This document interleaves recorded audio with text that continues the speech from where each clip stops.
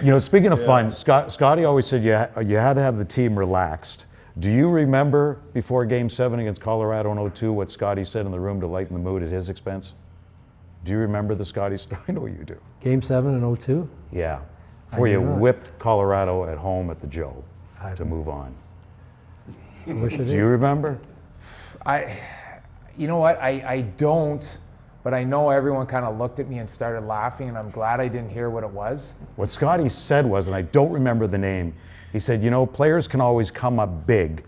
I remember when I was playing, and before, you know, the injury in his future as a player, and he said, there's always somebody you don't expect to score. Like we had this guy, and he had horrible hands. He didn't have good hands at all, just like you, Drapes. Yeah, and that's when I popped up. Yeah. So I heard it, and if he's talking about me in intermission in a Game 7, it's usually not a good thing. So, turned out okay. Yeah, it worked But he out always well thought for you had to us. lighten the mood. Yeah. So to Scotty Bowman's stories, who was such a big part of this organization, and you had a favorite Scotty story in telling you in face-offs. Steve, do you have a favorite Scotty story, funny, that you can actually tell? I do know that there was a linesman who came over one night, and Steve Duchesne had gone back for the puck and they didn't call icing, and the linesman came over and said to Scotty, he said, he turned the wrong way, and Scotty said, turn the wrong way, turn the wrong way. He can only turn one way. So, and you guys on the bench are like putting your hand in your gloves. How many times did you do that on the bench with Scotty when Scotty was going at somebody? Yeah, a few times, but you know, like with Scotty, you weren't ever sure if he was serious or joking, so you didn't know if you should laugh, so you just kind of held your breath. But he had some memorable, speeches or talks or whatnot between periods and whatnot. The most memorable for me, without going into a lot of detail, was before Colorado game. When did we be in 90? Was it 97? I can't even remember these days. The first round, Game 7, we won Game 5, lost Game 6. Was that right? No, we won 6 and 7. Yes.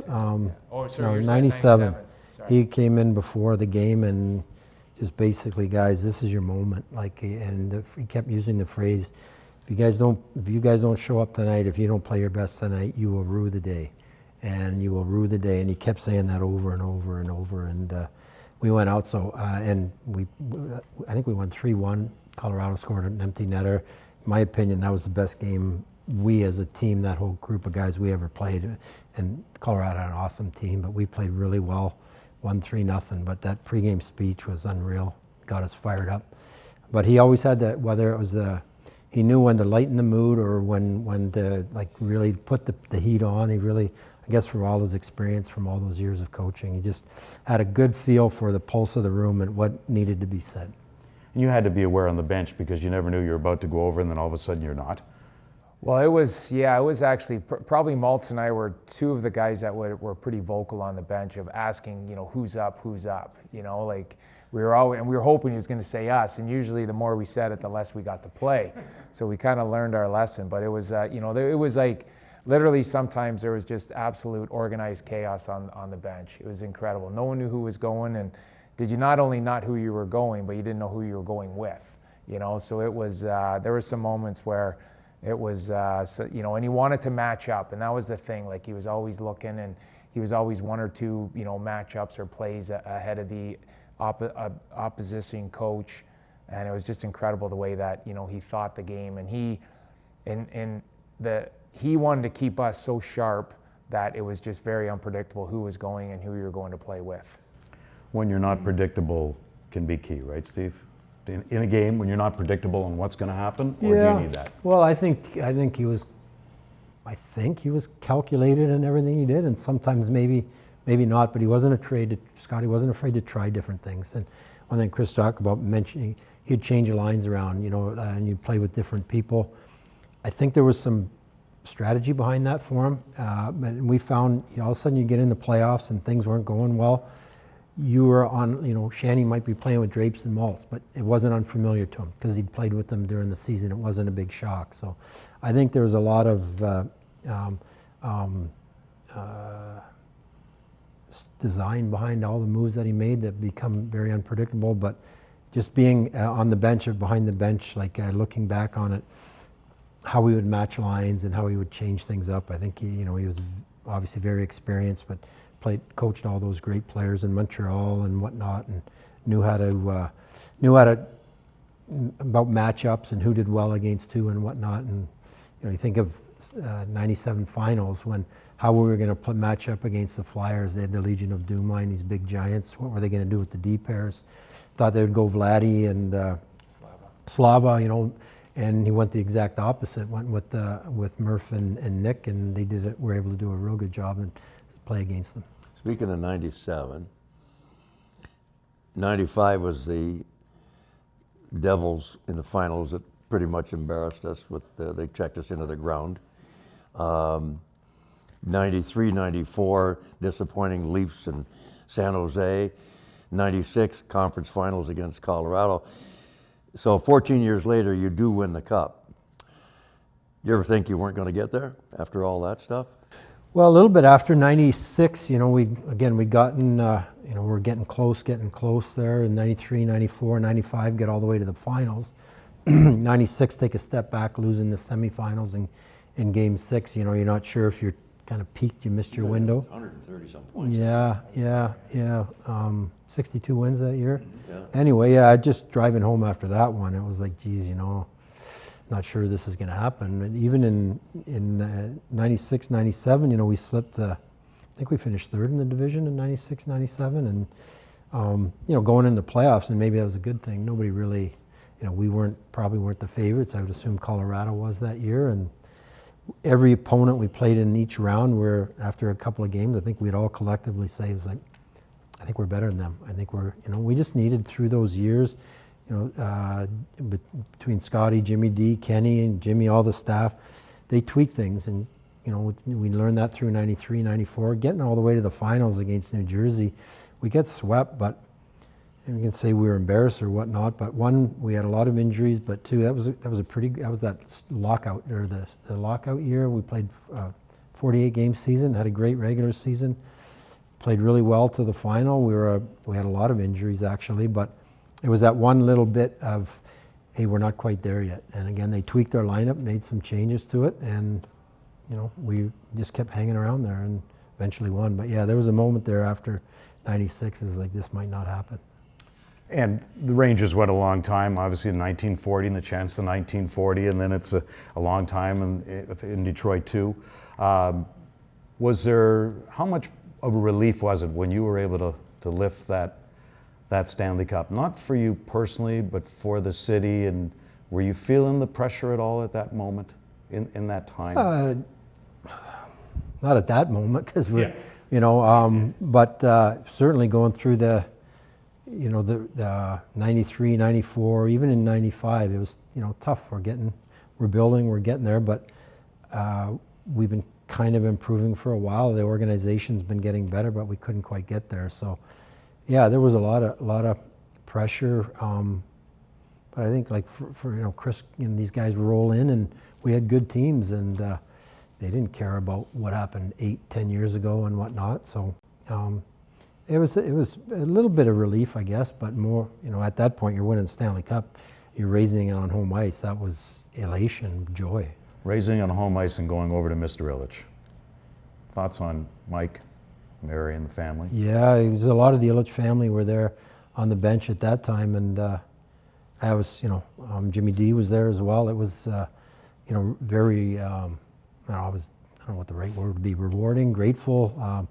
They stuck with us through us all, and the Ilitch family, Mr. and Mrs. I at the time, were really, really supportive. We're disappointing in these playoff runs, as we all were, and they were just nothing but supportive every year. So, they were really, I know Mr. I was, they were all thrilled, but, Mr. I liked winning, and it was nice to be able to finally do that. The grind line, yeah. Your thoughts on the grind line? I could ask you about it, but you first. When you watch the grind line, and we'll put Joey in there too, along with Maltz and Mac and Kris. Mick, your thoughts on the grind line? Well, to Steve's point, they added these guys along the way, which I think completed the puzzle.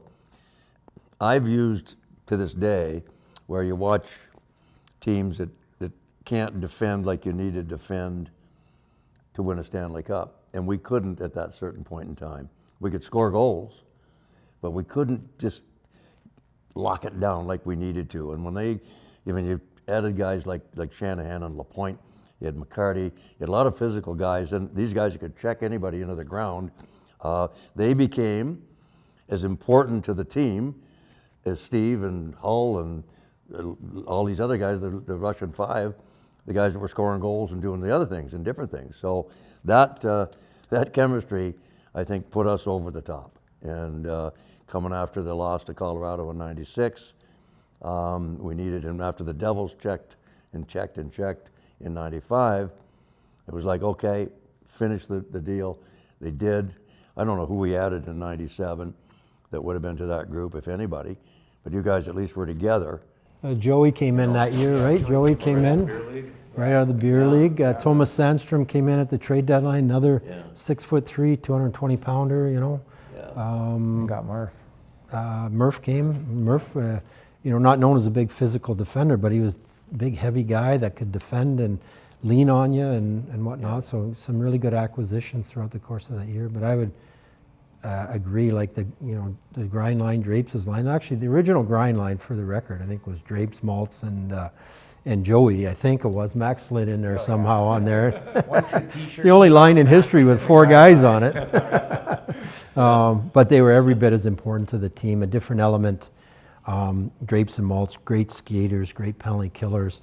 And Joey, not only a big, strong, tough guy, but great hands. Joey could score a goal, as you saw that his goal, and was a game 1 in Philly in the finals, deep to the backhand under the bar. But it changed the makeup of our team a little bit. And they scored big goals. They were hard to play against,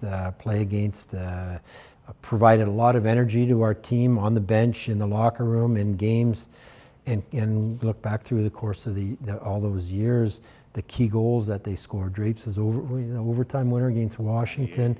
You go through those playoff series. Kenny would always talk about it. The best lines, they all match them up. You're matching up your top guys, and they cancel each other out, and you're grinding it out. And somebody's got to score a big goal to take the heat off the guys and allow them to play. So a great line, great guys. They had a lot of fun. Create a lot of energy in practice. Never shut up, all of them chirping away, and it was just a fantastic line. Have you ever danced like you did after that goal? I'll never forget. That game you guys were down, what, 4-1 or 4-2? Yeah. You chipped away and chipped away and 4-2, chipped away. and then game 2, in '98, and Esa Tikkanen had Ozzy deked right out. I remember it rolled off his stick. I think that would have put him up 4 late. And then I think Marty LaPointe scored, Dougie Brown scored late. It was Maltby off a face-off? To tie it up. And then on in overtime, Igor, Shanny, and Marty were on the ice, and Igor changed. Obviously, we had the short change because we switched ends, and I kind of came off, and I did a little flyby on the forecheck, and the puck came up the wall, and I button hooked, and Marty just zipped one kind of back door, and I was fortunate, a little crossbody one-timer, but another little Scotty story there. At that point, I had yet to score a goal, and Scotty had let me know that when at the end of the game, like going into overtime, kind of said to Barry, and he always made sure he would tell Barry, but to make sure that I could hear. And he's like, Barry, Draper's the only forward that hasn't scored this year. Only one that hasn't scored in the playoffs. And I just kind of put my head down, just kind of typical Scotty, here we go. And sure enough, so I scored. So if you watch the clip, when I was one of the last guys off the ice, and Scotty legit asked who scored the goal. He asked me who scored the goal. And obviously had a big smile on his face. Knowing all the way who did it. No, 100% he knew. Yeah, so it was, it was, so I mean, that was, to be able to do that, that's, what you dream about as, as kids. And, for our line, we just, Stevie touched on it. We always felt we could score. We always felt we could chip in, and we kind of, had that confidence. And Scotty put us in some, some pretty good situations too. And we always felt, the superstars, Stevie and Shanny and Sergey, those guys were going to do their thing, over the 2 months. And if we could just kind of chip in, in some big games and score some goals. We were going to be, a tough out, and that was a mindset that, we always kid around. The four of us had, with obviously Joey and both Mac playing on the right side, and fortunate to be able to chip in with some big goals for our team. And you talk about big goals, Steve. Yours at the time, obviously, maybe bigger after, but against John Casey, facing Wayne Gretzky, St. Louis, overtime. Relive that for us. Well, at that time of year, I don't even know if we're in June at that point, probably not May at that point. And Joe Louis, on those hot, humid days, it would be really steamy in there, and the ice was slow. But now we're in double overtime, and different game back then. They didn't call many penalties in OT, and there's a lot of, it was just grinded out, and they're just tired. I just finally got into overtime. I'm going to shoot. Anytime I get the puck, I'm shooting it, and just picked up a loose puck in the neutral zone, and all I was trying to do was get it by Murray Barron, was a D-man, I think, and just trying to get it by his ankles, don't get the thing blocked because they're going to go the other way, and had a clear view of it, and went right by his leg and went in. How many goals did I score? I don't have a shot like Mickey. I didn't score many goals from out there, but I was just thinking shoot the puck, and it went in, and it was pretty exciting. In the corner. Yeah, it was pretty exciting. Now, having said that, it's like, it's a distant memory because, we end up, I think we had to play like a day and a half later against Colorado in an afternoon game, and before we know it, we're down 0-2. So I didn't really enjoy that one much, and as exciting as it was at the time, it wasn't, I didn't get to enjoy it very long. Which I guess should bring us to the fans in this city. Hockeytown for a reason, yeah, for sure. How great was the support, and still to this day, that you guys received? Incredible. I just remember, and it's actually pretty special to be able to, especially, at this time of year when they start, repeating and rerunning the clips of, our playoffs runs, and you could just, it was loud, it was passionate. Everyone seemed like they were wearing a jersey, which was obviously, very special. And they were, it was, they were very passionate towards obviously the, the years, we touched on the years, for me it was 94, 95, and 96 that, we had good teams and weren't able to get over the top. And, they were disappointed and frustrated, and so were we. And obviously with the drought, and then the opportunity coming into 96, 97, and like Stevie said, we started the playoffs and started playing some really good hockey, and really probably the first time playing the right way. We were able to lock it down. We had from top to bottom, and timely scoring and getting the goaltending, and here we are, with an opportunity to win the Stanley Cup at home. And, to this day, it's, one of those vivid memories when, all of a sudden Stevie grabs the Stanley Cup and, hoists it over his head. And now all of a sudden we did it. We're Stanley Cup champions, and it's something that meant a lot to be able to do it at home with everything that we had been through. And obviously the fans being a huge part of it. And, can talk about, the celebration afterwards, right at the Joe, and certainly the parade was something that I don't think anyone saw coming with the amount of people that were there. And I think over 1 million people wheeling, Woodward and into Hart Plaza was, you could just tell the passion that they have, for not only winning, but for the Detroit Red Wings winning. And, it's something that was obviously very special. So Steve, first of all, thought on that, on the fans here first. Well, we got a taste of the passion, like way back in 87, 88, maybe 86, 87 even, got to the semifinals, win the division, get into the semifinals. We played a game 7, I think, in one of those years against Toronto at home, and you just started to see the momentum, and hockey was kind of back in Detroit after not making the playoffs for a few years. And a couple years, and then we took a step backwards, get back into the playoffs in 92, get to the, have good regular seasons in 93 and 94 and lose, but the fan base was always there. Everybody leave at the end of the season disappointed. September rolls around, the building's packed, the enthusiasm, the support for the team was phenomenal, and eventually we were able to reward the fan base with a Stanley Cup again. But it's a great city to play in. It's great for any of the athletes here in this city, because as we know, it's a big sports town, and they love the teams, and even when they're down, but even more so when they win. So we're lucky to play. I say that to any of the athletes, and our players here today understand it and recognize what a great city it is to play in, with a fantastic fan base that is, one, not only intelligent, but very supportive, but also in a good way, very demanding.